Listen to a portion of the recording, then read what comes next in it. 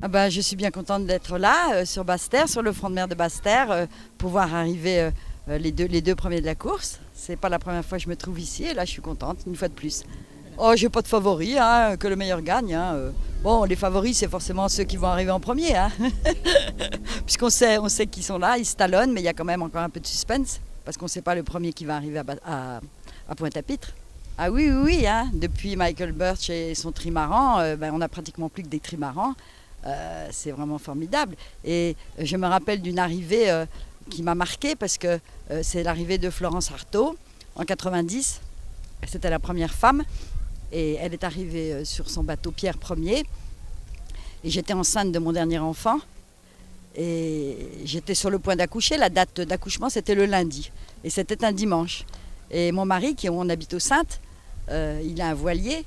Et à ce moment-là, il m'a dit on y va. Le temps était calme, donc on est parti vers 8-9 heures du matin pour la voir passer la pointe de Vieux-Fort. On l'a vue, c'était formidable sur son bateau. Et puis on est rentré le soir et j'ai accouché le lendemain. Et d'ailleurs, mon fils, je lui ai donné en deuxième prénom Pierre. Mais quelque part, comme tous les autres, je suis venu faire un petit tour, voir comment ça se passe.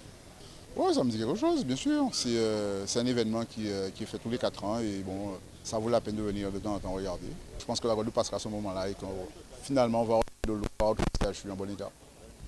C'était pour voir le premier bateau qui arrive et je le suis depuis un moment sur Internet, depuis qu'il est parti à, je ne me rappelle plus du nom, Saint-Malo, et je le suis sur Internet et je savais qu'il aurait pris, j'avais déjà fait un pari comme quoi il aurait pris la tête de la course. Il était loin, hein, par rapport à celui qui a abandonné, Banque Populaire, avec, je ne me rappelle plus le nom, mais c'était les deux bateaux que je pourrais faire un pari. Mais joyeux, je ne le voyais pas.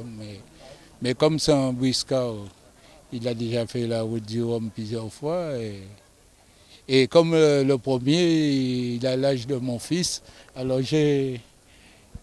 Depuis peu de temps, mais on a la chance d'habiter à Saint-Claude, donc on a le temps de descendre quand on a vu qu'il était vers Bouillante. Alors je suis pas du tout branché sur les navires, mais j'aime beaucoup le spectacle et l'ambiance est très bonne ici.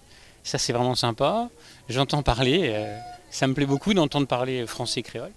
Et puis tout ça c'est important et je trouve que c'est un bon moment, agréable. Voilà.